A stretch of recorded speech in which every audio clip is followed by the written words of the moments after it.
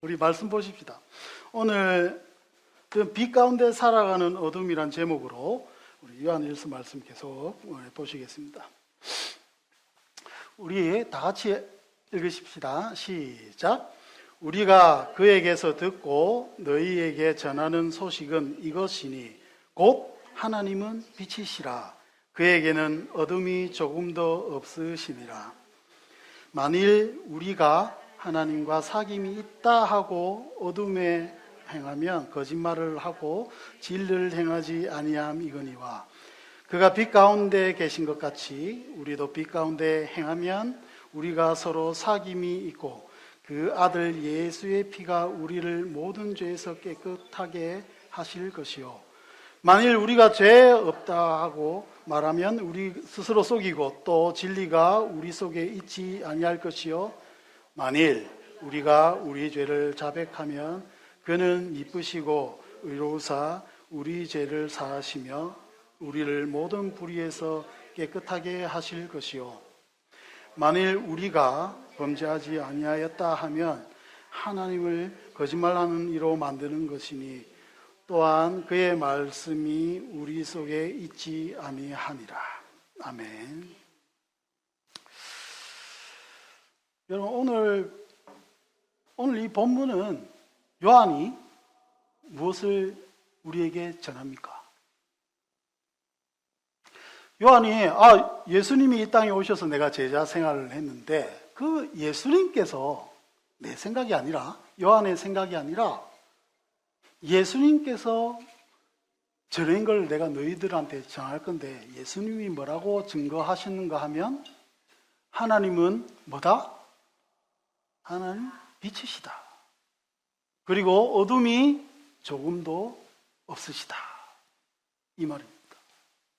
우리가 어릴 때부터 듣고 왔던 말, 하나님은 빛이시다. 그 말을 오늘 이 시간 우리는 또 확인하고 있습니다. 이 빛은 뭡니까? 이 빛이 뭡니까? 반짝반짝 하는 빛입니까? 반짝반짝하는 빛입니까? 여러분, 여기서 말하는 빛은 반짝반짝하는 빛보다 더 큰 빛입니다. 인간의 눈으로는 차마 볼 수 없고 도저히 해석할 수 없는 빛입니다. 요한은 이 빛이라는 단어를 어떻게 사용하는가 하면 하나님의 어떤 참되고 선하고 거룩하심. 사실 이 단어 자체도 뭐가 참인지, 선한 것이 무엇인지, 거룩이 무엇인지 우리의 생각으로는 이 정도밖에 알 수 없지만 하나님의 그 어떤 위대하신 영광, 그 하나님의 속성, 이것을 요한은 그리고 예수님은 빛이란 단어에 집약시켜서 말씀하고 계십니다. 원래 하나님이 빛이셨죠? 하나님이 그러니까 빛으로밖에 표현하지 못하는 그 하나님의 그 어떤 그것, 그 속에서 하나님이 지난주 말했듯이 피조물인 어둠을 만듭니다.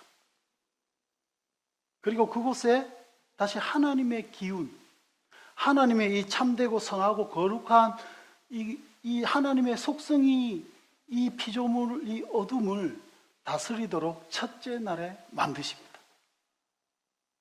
그래서 세상이 여러분 예수 그리스도를 안 믿어도 양심이 있고 이렇게 빛으로 집약하는 삶을 조금은 살아갈 수 있는 겁니다. 왜? 하나님이 이 세상을 빛이 있으라 하셨기 때문입니다. 빛이 있다. 그것을 요한은 예수의 전언이라고 표현하면서 전합니다. 그리고 또 무엇을 전합니까? 야야, 십자가에 돌아가신 예수, 이 땅에 오신 예수가 사실은 빛이시다. 이 말을 그는 또 다른 복음서 요한복음에서 얘기합니다. 다 같이 읽어보십시다. 시작. 그 안에 생명이 있었으니 이 생명은 사람들의 빛이라. 예수님은 빛이신데 이 빛 속에 뭐가 있다? 조회, 새 생명이 여기 있다. 하나님이 주시는 생명이 여기 있다. 근데 이 빛이 누구를 향한다? 사람들의 빛이다. 사람들의 빛이다. 그냥 내 혼자 잘났다 삐까뻔쩍하는 그런 빛이 아니라 누구를 향한 빛이다? 사람을 향한 빛이다. 그러면 피조물은 아까 어둠이라고 얘기한 것처럼 여러분, 그러면 인간은 하나님은 빛이다. 하나님은 이런 참되고 선하고 거룩하신 이것을 아는데, 그럼 인간은 뭐냐? 인간은 이제 여러분 방금 우리가 얘기한 요한복음, 요한일서 1장 5절을 반대로 하면 되겠죠. 5절 잠시 보실까요? 5절. 5절이 뭡니까? 5절. 하나님은 빛이시니, 이걸 반대로 하면 인간은 어둠이니 그 안에 조금도 빛이 없더라.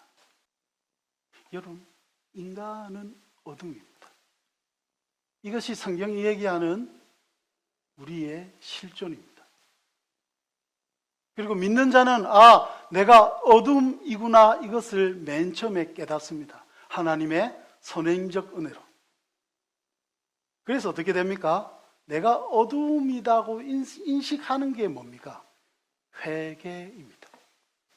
그래서 여러분, 예수님 만날 때 맨 처음에 일어나는 현상이 뭐죠? 내가 별 수 없는 어둠이구나, 이것입니다. 그래서 어떤 사람은 김원식 전도사님처럼, 어떤 분은 성경을 읽으면서, 또 어떤 분은 선교 보고를 하면서, 여러분, 예수 그리스도를 만나는데 그 만나는 시점 맨 처음에 일어나는 일이 뭡니까? 내가 죄인이구나, 내가 어둠이구나, 나로서는 구원받을 능력이 없구나, 이거 고백하는 겁니다. 자기도 모르게. 이게 하나님의 은혜죠. 어둠의 본질은, 이 어둠이 가지고 있는 가난은 뭡니까? 여러분, 빛의 부재에 대한 가난입니다. 하나님에 대한 그 부재. 이 어둠의 실존은 하나님에 대한 이 부재, 이 빛의 부재를 느끼게 돼 있죠. 그 깨달음을 여러분 가난이라고 표현합니다. 그리고 마가교회 사람들은 이 가난의 의미가 뭔지를 알기 때문에 빛의 부재인 이 빛의 부재에 대해서 느껴지는 인간의 그 갈망, 나로서는 할 수 없다, 나는 빛이 아니구나, 나에게는 답이 없어 하는 그 영적인 가난, 그 빛의 부재에 대한 가난으로 하나님이 인도하신 은혜를 받은 자들이 어디에 모입니까? 마음이 가난한 사람들의 교회에 모입니다. 온갖 것 다 해보다가 오죠. 어둠은 어떻습니까? 인간은 여러분 깨닫지 못하는 어둠입니다. 그래서 요한복음 1장 5절에는 이런 말씀도 있죠. 빛이 어둠에 빛이 돼 어둠이 깨닫지 못하더라. 빛의 부재함 속에서 가난함은 느끼는데 그래봤자 소용이 없습니다. 왜? 깨닫지도 못하고 요한복음에 나타난 말씀 보면 영접하지도 못하고 그게 빛인지도 모르고 이 속에 살아갑니다. 그래서 복음은 뭡니까? 복음은 여러분, 복음은 빛이 어둠을 비추었다 이겁니다. 우리가 빛을 찾았다가 아닙니다. 여러분, 빛이 이 어둠을 비춰주셨다. 이게 복음입니다. 그리고 여기보다 더 중요한 것은 여러분 어둠으로 살아갈 수밖에 없는 존재가 여러분 빛으로 살아갈 수 있다는 것을, 그런 삶을 주신 게 복음입니다.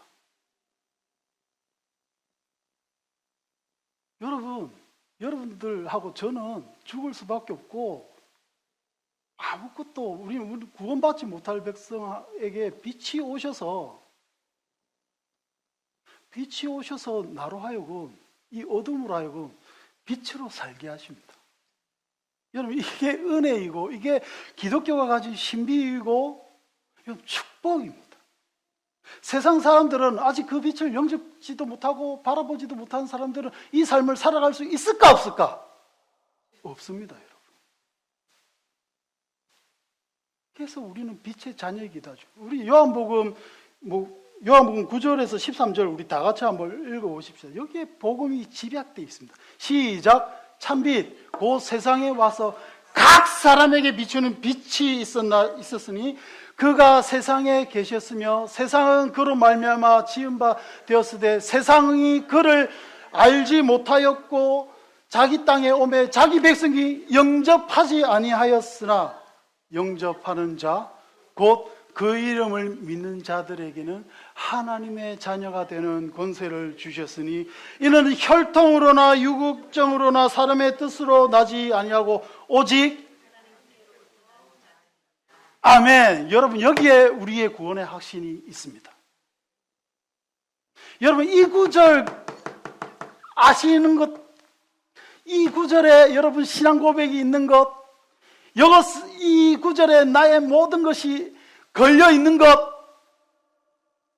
이것이 구원입니다. 할렐루야. 하나님을 영접하는 자, 예수 이름을 믿는 자, 그들에게 하나님의 자녀가 되는 권세를 주신. 여러분 영접하는 것조차도 우리의 힘으로 할 수 없는 존재에게 여러분 하나님이 먼저 예정하시고 창세전부터 지난주 말씀드렸듯이 계획하셔서, 즉 하나님께로부터 난 자들이기 때문에 우리가 예수 그리스도를 영접할 수 있었던 것입니다. 아멘. 그리고 그 하나님의 자녀된 권세를 이 땅에서 누릴 수 있게 된 것이죠. 이것이 우리가 가진 복음입니다. 그래서 구원받은 자, 하나님의 자녀, 하나님이 부르신 새 백성, 어둠이지만 빛으로 살아갈 수 있는 것이 바로 우리의 정체성이란 것이죠. 그래서 구원받은 자의 상태는 한마디로 이렇게 표현할 수 있습니다. 빛 가운데 살아가는 어둠이다. 이것이 기독교, 아까 말씀드린 것처럼 기독교의 신비이고 우리의 삶의 신비이고 은혜이고, 여러분 우리가 아까 내가 약할 때 강함 주고 날 위해 이 땅에 오신 그 예수님께 감사란 말을 할 수 있는 그 감사 제목입니다. 그리고 우리가 이 시간 예배하는 이유이고 우리가 감사의 예배를 하나님께 드릴 수 있는 것이 바로 이 때문입니다. 하나님, 주의 빛 가운데, 이제 주님의 빛 가운데 새 생명을 가진 자로 이 땅을 살게 하셨네요. 할렐루야. 이것이 우리가 가진 복음입니다. 이것을 예수님께서 예언하셨죠. 말씀처럼 너희는 세상의 빛이라. 산 위에 있는 동네가 숨겨지지 못할 것이요. 모든 사람들이 다 알 수 있을 정도로 예수쟁이네, 저 사람 구원받은 자네, 알 수 있도록 하나님께서 우리를 빛으로 부르셨죠. 여러분 근데 여기서 저번에 또 말씀드린 것처럼 기억할 점이 있습니다. 여러분 우리는 어둠입니다. 근데 우리 속에 누가 있어요? 빛이신 예수 그리스도가 계시기 때문에 우리가 빛인 겁니다. 이 진리 모르면 빛 되겠다고 여러분 노력해봤자 죄송합니다. 여러분 빛 될 수 없습니다. 내가 말씀을 쫓아가는 것이 아니라 말씀이 내 안에 거하기 때문에 내가 말씀인 겁니다. 여러분 기독교는 어떤 노력해서 얻는 종교 이런 게 아닙니다. 하나님이 내 마음, 철저하게 예수 그리스도를 의지하는 종교죠. 그거 모를 때 여러분 많이들 뻘짓합니다. 저의 존경하는 선배가 종교적 의를 추구한 적이 한 번 있는데 40일 금식 쫙 하고 하고 이 땅에 오면 얼마나 거룩해지겠습니까? 근데 자기의 머릿속에 맨 처음에 드는 생각은 담배 한 모금이 맨 처음에 머릿속에 생각이 들더랍니다. 거룩한 척 해봤자 안 됩니다. 그렇지만 그 사람은 우리는 거룩하죠. 왜? 말씀드린 것처럼 우리가 어둠이지만 예수 그리스도의 빛을 가진 자로 빛의 삶을 살 수 있기 때문입니다. 너희가 전에는 어둠이더니 이제는 주 안에서 뭐다? 빛이다. 내가 어떤 빛을 발광해서 이런 것이 아니고 오늘 복음의 진리처럼 어둠이지만 내게 빛으로 오신 그분이 있기 때문에, 그렇기 때문에 바울이 우리한테 이렇게 말할 수 있고 여러분들이 이 말에 아멘 할 수 있습니다. 아니면 안 되는데 이렇게 말할 수밖에 없는 장면이 다음 절에 나옵니다. 빛의 자녀들처럼 행하라. 빛의 자녀들로 너희가 살라. 그래서 여러분들 마음속에 지금 내가 빛의 자녀로 살아야 되겠다 하는 마음이 있는 겁니다. 종합하면 여러분, 제가 저를 위해서 만든 로고인데 저 로고로 표현할 수 있습니다. 오늘 지금까지 말한 내용을 집약하면 저 그림이 됩니다. 검은 점은 우리가 어두움인 걸 얘기합니다. 우리의 진짜 태어난 본질. 그렇지만 우리 속에 빛이 오시고 우리를 이끌어 나가실 때 우리가 어떻게 됩니까? 점점 하늘로 향해 가며 우리는 빛이 되는 거죠.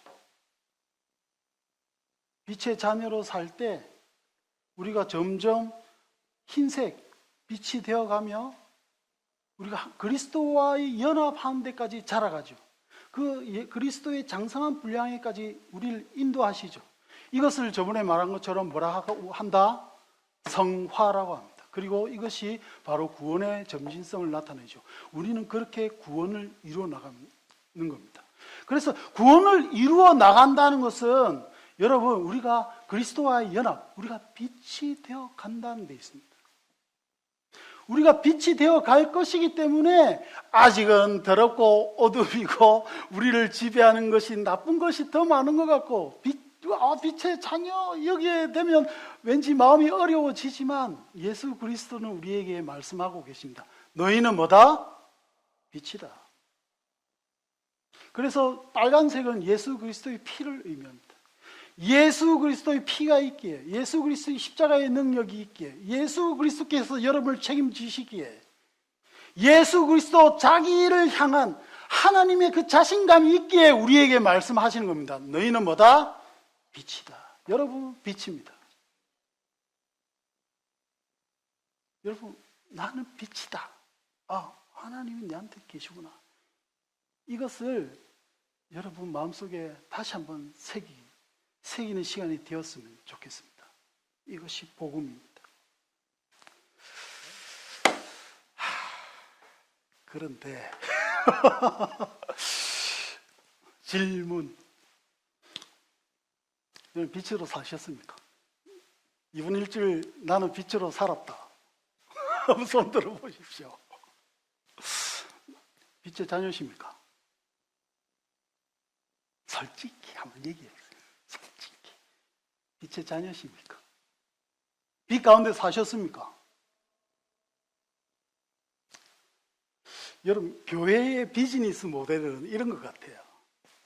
빛으로 살 수 없는, 도저히 살 수 없는 자들한테 이런 말씀 딱 갖고 와서 네 빛 가운데 안 살면 하나님하고 사귐도 없고 네 뭐 그렇게 사는 거다 이러면 사람들이 맞아, 나는 빛으로 살 수 없어. 나는 하나님한테 지금 죄도 많고 도저히 하나님 없어. 내가 어떻게 해야 됩니까? 11조 바쳐. 뭐 해? 교회에 봉사 많이 해. 성경책 많이 읽어. 신앙생활 이렇게 해, 저렇게 해. 잘못하면 여러분, 교회의 비즈니스 모델은 이렇게 됩니다.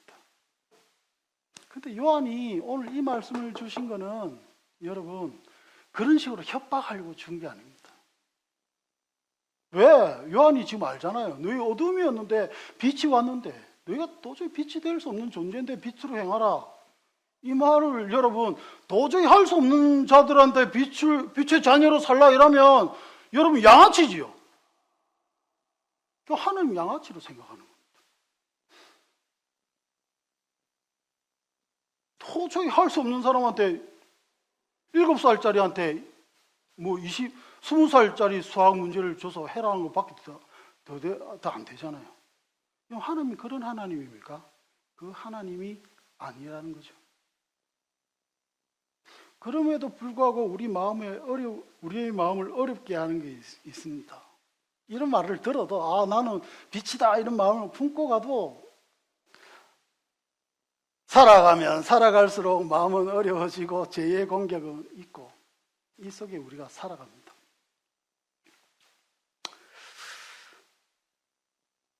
여러분, 죄의 문제는 우리가 빛의 자녀임에도 불구하고 죄의 문제는 정말 중요하죠.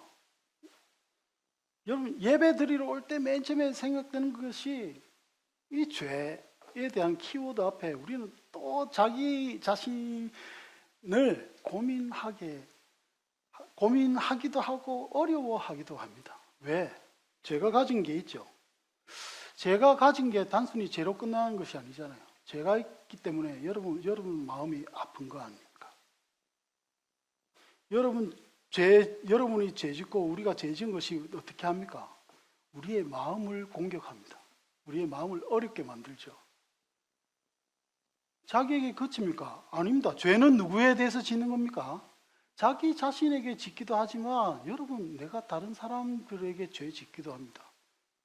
그래서 죄는 그런 식으로 전가됩니다. 나의 죄 때문에 나의 피해를 입은 그 사람은 어떻게 됩니까? 마음이 무너지고 그 마음 속에도 죄성 때문에 죄가 일어납니다. 보복을 맹세하기도 하고 어려워집니다.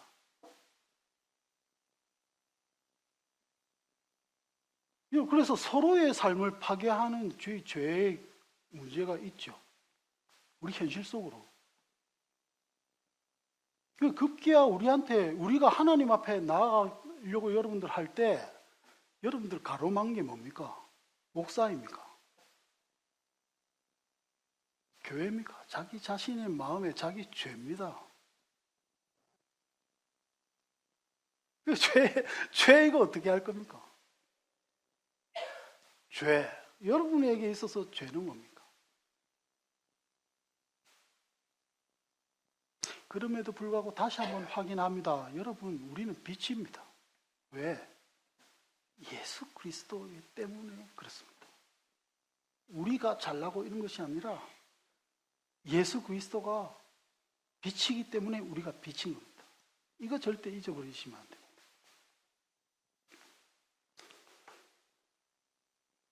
죄, 우리를 괴롭히는 죄, 우리의 삶을 어떻게 좌지우지하는 죄, 예수 그리스도를 믿는데도 어김없이 나를 공격하는 내 마음 한구석을 어렵게 하는 이 죄, 이 죄를 어떻게 다룰 것인가? 이것이 사실은 우리 삶을 살아가는 데 있어서 가장 중요한 문제입니다. 왜? 죄는 마음과 결탁되어 있기 때문입니다. 여러분, 아무리 좋은 거 주어 보십시오. 여러분은 마음이 어려우면 아무것도 안 됩니다. 어떤 좋은 말을 누가 하도 이래도 마음속에 들어오지 않습니다. 그래서 죄를 다루는 것이 정말 중요한데,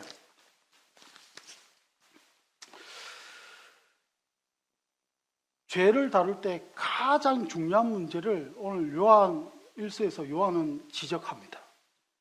그걸 뭐가 중요한가 하면, 죄에 대해서 대할 때 가장 중요한 것은 죄에 대한 태도입니다. 태도. 죄 하나하나 자체가 중요한 것이 아니라 여러분, 죄를 대하는, 즉 내가 삶을 살아가면서 이 죄에 대해서 내가 어떻게 인식하는가가 중요한 문제입니다. 그것을 오늘 저는 정리해서 여러분한테 말씀드리려고 합니다. 예를 한번 들어볼게요. 이 태도의 문제가 얼마나 중요한가 하면, 여러분 11조 안 바치면 죄입니까? 죄가 아닙니까? 뭐 이렇게 나오죠, 그죠? 죄일 수도 있고 아닐 수도 있고 여러 가지 복잡한데, 여러분 여기에서 태도가 중요한 건 이런 겁니다. 11조를 바치더라도 나의 태도 속에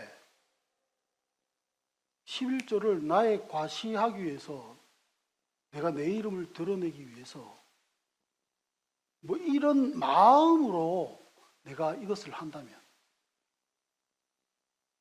여러분 예배를 드리는 것도 마찬가지입니다. 예배를 드리는 것이 나의 어떤 사회적 지위와 이런 것들을 나타내는 그런 것들을 위해서 하는 것이라면 어떻게 됩니까? 여기에서 죄가 발생하는 겁니다. 그래서 여러분, 죄가 일어나는 때 여러분 마음을 공격하는 그 죄를 바라볼 때 내가 무엇을 지었다 안 지었다보다 더 중요한 것이 있습니다. 내가 죄를 어떻게 대하는가, 이 문제입니다. 여러분, 죄를 어떻게 대하십니까?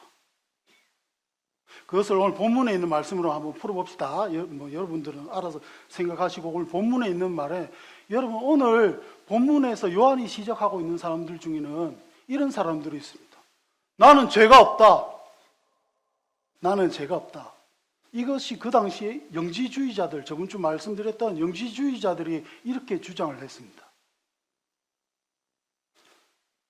이 사람들은 여러분 그노시스파라고 하기도 하죠. 영지주의자. 한자로 해서 영지가 뭐예요? 영지버섯이요.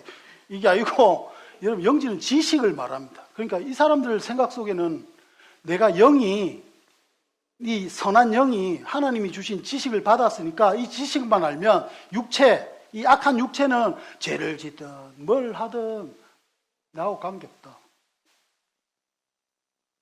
이렇게 생각하는 사람들이 있어서 요한은 오늘 말합니다. 뭐라고? 네 죄 없다며 네가 하나님과 사귐이 있다면서 네가 어둠, 즉 죄 속에 네가 살면 야 그거 가짜다, 그 말 하고 있는 겁니다. 1차적으로 죄. 현대로 돌아서 한번 생각해 보십시다.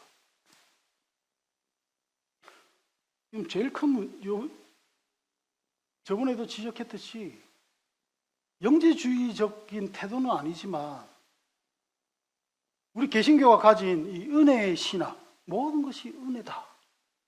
이것이 타락하면 어떻게 됩니까? 나는 죄가 없다라고 합니다. 어떻게 죄가 없다고 하는 되는가 하면 여러분 죄를 가볍게 여깁니다. 죄를 가볍게 여깁니다. 그래서 죄를 대하는 태도 속에는 죄를 가볍게 여기는 사람들이 있습니다. 어떻게? 지금 내가 이 사람한테 죄를 지었고 교회에 대해서 죄를 짓고 어떻게 죄를 지어도 예수님은 은혜의 예수님이니까 이거 싹 용서해 주시겠지. 그래서 여러분 저지르고 봅니다. 저지르고. 일단 화내고 자기 열받으면 예배하고 있는 목사들 목덜미 잡고 예배 드리고 있는 그 설교단에서 끌어내기도 하고 교회에서 행령하기도 하고 온갖 나쁜 짓 합니다. 그래 놓고 마음속에 이런 생각합니다. 여러분, 예수님은 은혜시고 예수님은 모든 죄를 나중에 용서해 줄 거니까 괜찮다. 여러분, 이 마음이 있기 때문에 죄를 가볍게 봅니다. 여러분, 자기 마음속을 잘 보시기 바랍니다. 여러분이 죄 지을 때 어떤 메커니즘으로 갑니까? 여러분, 하나님이 주신 은혜를 잘못 해석하면 죄에 대해서 가볍게 갈 수 있습니다. 그래 놓고 예수 그리스도하고 나는 사귐이 있다고 얘기를 합니다. 여러분, 그 말씀 때문에 지금 예수님이 너에게 빛을 얻다 얘기하시는 게 아닙니다. 죄를 가볍게 여기면 안 되죠. 로마서 6장 1절 한번 읽어보십시다. 로마서 1장 6절 말씀. 시작. 그런즉 우리가 무슨 말을 하리요? 은혜를 더하게 하려고 죄에 거하겠느냐? 그럴 수 없느니라. 죄에 대하여 죽은 우리가 어찌 그 가운데 더 살리요? 여러분, 죄에 대한 우리의 태도는 이래야 돼요. 여러분, 하나님 사랑의 하나님이지만 진노의 하나님이시고 죄에 대해서 벌하십니다. 왜? 그것이 정의이기 때문이고 정의가 곧 사랑이기 때문입니다. 사랑의 하나님을 착각해서 뭐 대충 죄 지어도 빼라 몇 번 하고 뭐 이렇게 하면 대충 쏘가 넘어가지고 이런 하나님으로 생각하시면 큰 착각입니다. 그런 사람들 많기 때문에 오신 마가교회 성도님들은 죄에 대해서 지금보다는 민감해지자는 말로 이 말을 하고 있습니다. 죄에 대해서 여러분 가볍게 생각하기 때문에 자기가 간음하면서도 설교단에서 설교를 하고 목사짓 하면서 살고 있습니다. 여러분들이 보는 현상들이 그런 거 아닙니까? 한인 목회 뭐 많지만 가장 큰 문제가 뭡니까? 여러분 죄를 가볍게 여기는 데 있습니다. 죄를 가볍게 여기니까 이 지경으로 갑니다. 그 사람들 마음속에 다 있습니다. 여러분, 하나님은 은혜의 하나님이니까 나를 용서할 겁니다. 근데 사람들이 그거 모른다. 여러분, 죄와 벌은 다릅니다. 여러분, 죄는 원래 한 가지밖에 없어요. 근데 신학적으로 어거스틴 뭐 이런 사람들이 해가지고 막 나눈 게 몇 가지가 있습니다. 원죄, 자범죄 들어보셨죠? 자범죄 안에는 고범죄라고 있습니다. 시편 19편에 나온 것처럼 고의로 죄 짓지 않도록 해주십사. 다윗의 고백이 있죠. 그럼에도 불구하고 지시도 고의로 죄를 지었어요. 여러분들 그거 아셔야 됩니다. 다윗이 바세바를 취했죠. 우리아의 아내를 취합니다. 그리고 애를 가져버렸네? 어떻게 합니까? 여러분 작전 짜서 완전 범죄합니다. 왕이니까 다 할 수 있잖아. 그러니까 우리아를 죽여버립니다. 그 착한 우리아를. 여러분 이거 보고 하나님이 사랑이시니까 넘어가는 게 하나님이 사랑이기 때문에 맞는 겁니까? 여러분 어떻게 생각하십니까?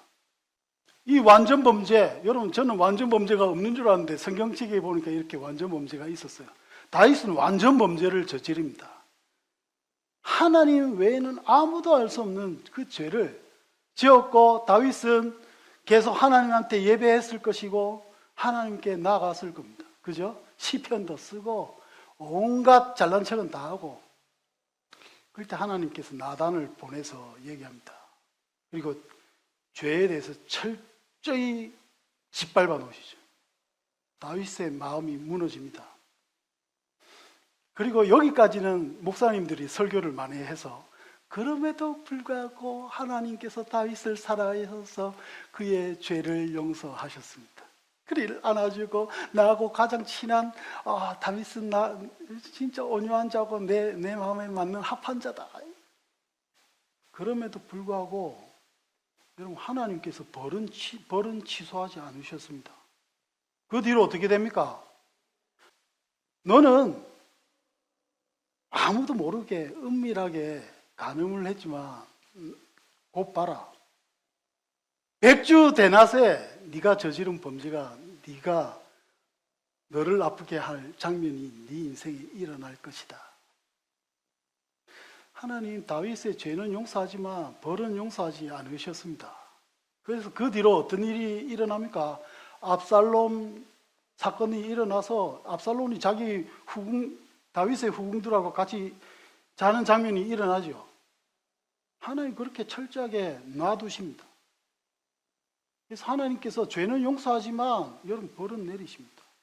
인생 중에 여러분 그거는 있습니다. 모든 것이 다 벌은 아니지만 하나님이 벌릴 수 있습니다. 회개하지 않을 때. 그래서 그 뒤로 보십시오.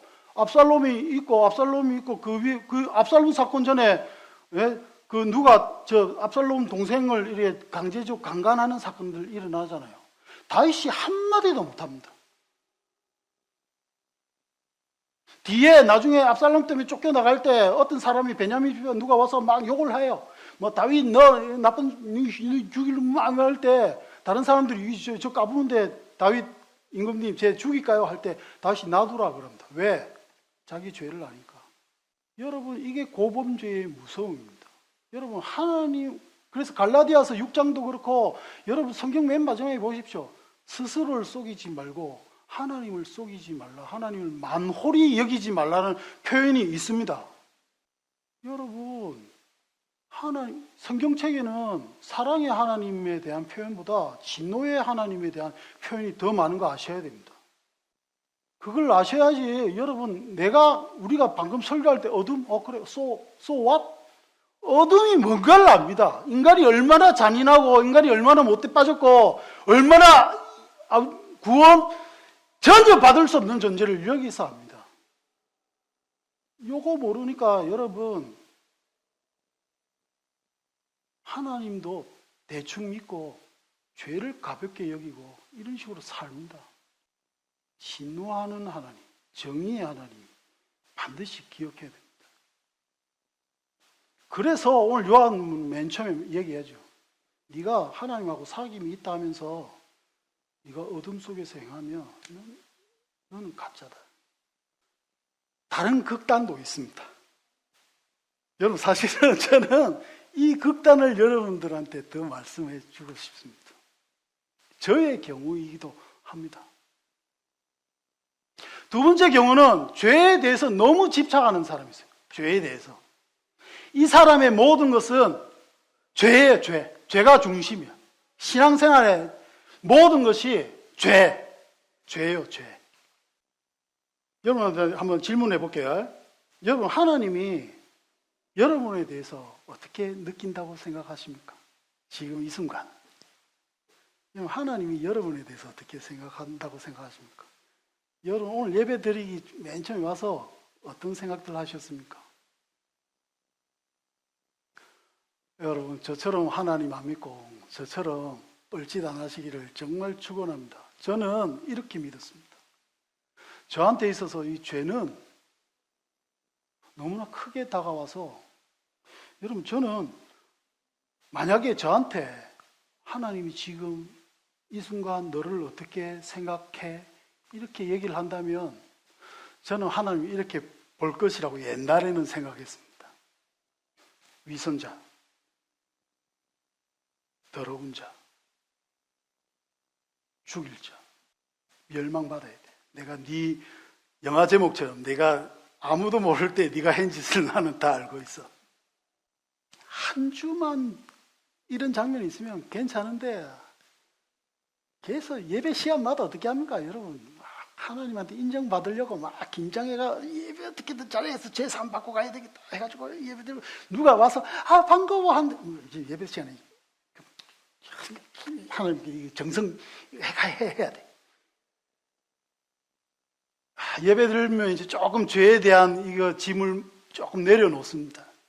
근데 일주일 동안 살면 또 어떻게 됩니까?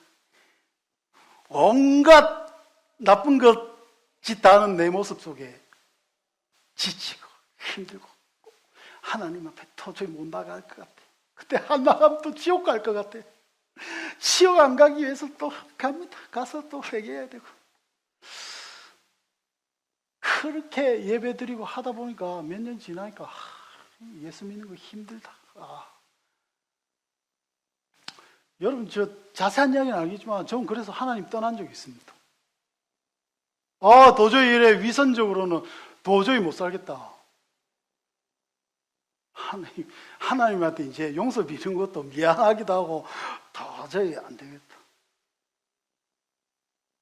이런 장면이 제 삶에 있었습니다. 다른 사람도 있습니다. 어떤 사람은 여러분 포카쟁이가 있었어요. 포카쟁이. 맨날 포카 치니까 가족들이 뭐라 하겠어요. 너 그러다가 지옥 가. 너 그러다 하나님 안 좋아하셔. 자기도 거기 동의가 돼. 그러다가 어떻게 합니까? 여러분, 하나님 이 도박 끊겠습니다. 또 가요. 근데 또 도박하잖아. 그게 반복되면 여러분 나중에 도저히 하나님께 못 나가는 지경에 이릅니다. 난 하나님 믿을 자식, 나는 애초에 버린 자식인 것 같아. 여러분, 죄에 너무 집착하면 신앙생활 이렇게 하시는 분이 있습니다. 저처럼. 그런데 여러분, 그렇게 안 하셔도 됩니다. 하나님은 사랑의 하나님이십니다.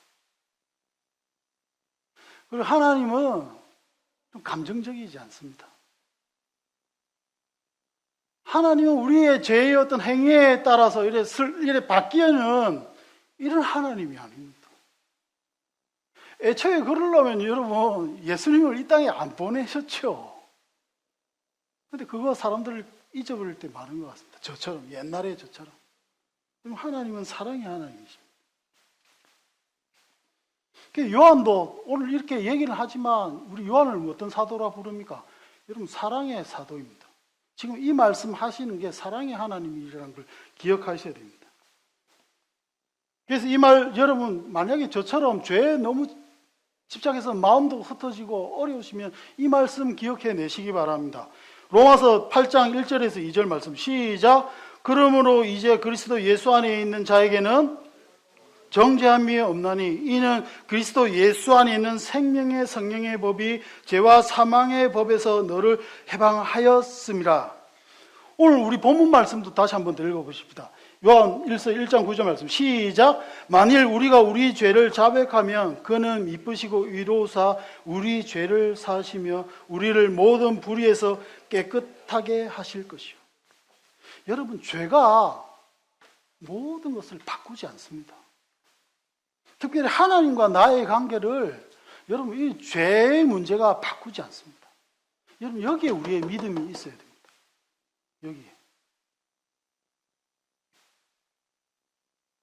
그 다음 세 번째 하나 더 추가한다면 여러분 율법을 더함으로써 자기 스스로 죄책에 빠지는 사람 많습니다. 이것도 저의 경우입니다. 이건 저의 종교에 의해서 비롯된 겁니다. 한 달 동안 나는 큐티를 한 번도 빠지지 않겠다. 이런 거 만들어 놓고 큐티 한 달 동안 몇 번 빠지면 여러분 아파합니다. 기도 내가 몇 시간 하기로 정해놓고 기도 몇 시간 못하면 어떻게 됩니까? 어려워합니다. 하나님한테 못 나가게 됩니다. 자기가 만들어 놓은 족쇄에 자기가 치이는 장면이 있기도 합니다. 여러분 어떠십니까? 여러분 하나님을 믿는다는 것들을 어떻게 해석하십니까? 그래서 자칫 잘못해서 율법적으로 해석하면 이지답니다. 이렇게 해가 내가 하나님을 잘 믿어봐야 되겠다. 그런 거 여러분 그런 것들이 때로는 우리 마음을 어렵게 하고 우리를 공격하기도 하죠. 그렇게 할 필요 없습니다. 여러분 신앙생활은 하고 싶을 때 하면 됩니다. 하나님께 나아가고 싶을 때 하나님 나아가게 됩니다. 하나님이 원하시는 거는 어떻게 규칙적으로 큐티 생활을 30일 동안 한 번도 안 빠지고 하고 성경을 맺독하고 1년에 꼭 한 번을 읽어야 되고 이런 거 바라는 거 아닙니다. 그런데 이 연말 이 시간 되면 교회에서 맨날 하는 얘기들이 뭡니까? 네 성경 일독했니 안 했니? 여러분 이런 게 신앙생활이 아니라는 거죠. 이런 게 스스로 자기가 만들어서 자기를 괴롭히는 거죠. 하나님이 이거 반대하셨습니다. 예수님이 오셔서 이거 반대하셨어요. 하나님이 주신 율법은 이거밖에 없는데 거기다 613개 더해가지고 막 해놓고 자기 스스로 아파하고 자기 스스로만 아파하는 걸로 끝납니까? 다른 사람 공격합니다. 너 똑바로 안 믿어? 너 똑바로 안 믿으니까 하나님 나라가 이 땅에 안 오잖아. 그 소리 바리새인들이 했습니다. 그래서 예수님이 이 위선자들아, 이 하나님을 제대로 알지도 못하는 이 나쁜 놈들아, 이 얘기하고 있는 겁니다. 이걸 배웠는데 여러분 신바리새인 우리 속에 이런 모습이 있다는 거죠. 그래놓고 서로 아파하고. 왜? 지가 어둠인 걸 모릅니다. 하나님이 주신 율법은 오직 사랑하라밖에 없습니다. 사랑하라. 그래서 여러분 그의 형제를 사랑하는 자는 빛 가운데 거하여 자기 속에 거리낌이 없으나. 여러분 빛 가운데 살면 사랑하게 되어 있습니다. 그리고 사랑하면 여러분 빛 가운데 있어서 여러분들 마음속에 거리낌이 없습니다. 이건 자기 자신에게도 그렇고 공동체에도 그렇고 여러분 세상에 대해서도 그렇습니다. 우리가 사랑으로 살면 사랑이란 키워드를 중심으로 살면 무엇보다 내 마음속에 거리낌이 없습니다. 그래서 자기 자신을 볼 때도 그렇고 공동체를 볼 때 우리가 때로는 충고도 하고 비판도 하고 뭐 여러 가지 할 수 있습니다. 그 속에 근데 여러분 마음을 보십시오. 사랑으로 여러분 한다면 여러분 마음속에 거리낌이 없을 겁니다.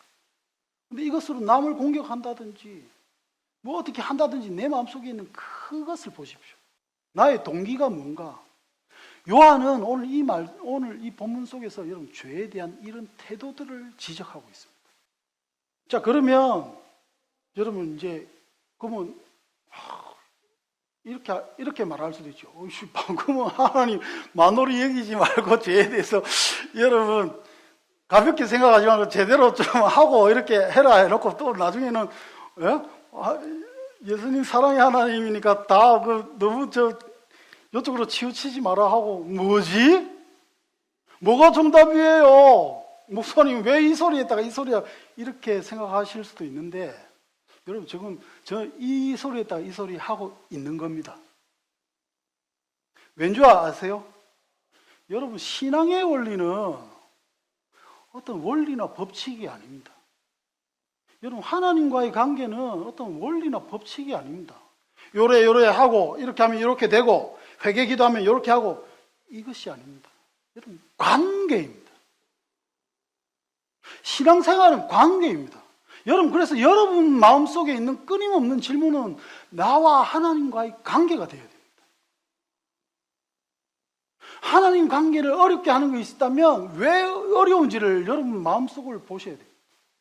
예배를 내가 매주 드려서 구원받는 게 아니라 매번 얘기하잖아요. 여러분, 하나님과의 관계입니다. 하나님과의 관계. 여러분, 그래서 어둠이 빛으로 살아가는 방법을 제 나름대로 여러분에게 몇 개를 제시한다면, 관계, 신앙은 원리가 아니고 법칙이 아니라는 이 큰 전제 속에서 몇 가지를 제시하면, 여러분, 맨 처음에 우리가 어두움이지만 빛 가운데 살아갈 수 있는 방법은 첫 번째로 하나님을 사랑하는 데 있습니다. 그래서 애초에 하나님도 우리에게 주신 계명은 하나밖에 없습니다. 이 계명은 구약에서 이 계명 주셨고 신약에서도 확인해 주셨고 끝에도 이 계명밖에 확인 안 해 주셨습니다. 내가 죄 짓지 마, 요래 피해 다니서 죄 감찰하자, 이것이 아니라 어둠이지만 죄 속에서 살지만 네가 그리스도를 추구하고 이것이 너의 삶을 인도할 때 가장 너를 이끌어낼 수 있는 방법적으로 주신 건 단 하나, 이겁니다. 네 마음을 다하고 네 목숨을 다하고 뜻을 다하고 힘을 다하여 주 누구의? 너의 하나님을 사랑하라.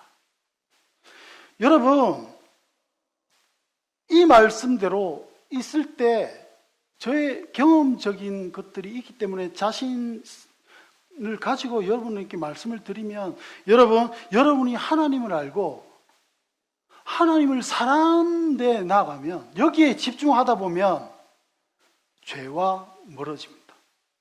죄 안 지려고 바짝바짝 들고 이렇게 살면서 내 신앙이 높아지는 것이 아니라, 여러분 철저하게 여러분 마음속에 내가 하나님을 사랑해야지, 하나님 사랑으로 나아가야지 할 때, 하나님이 때 되면 여러분 마음속에 죄에 대한 회개의 마음도 주시고 감사의 마음도 주시고 하나님에 대한 올바른 지식 속에 체험적으로 알게 하심으로 하나님을 사랑하게 됩니다.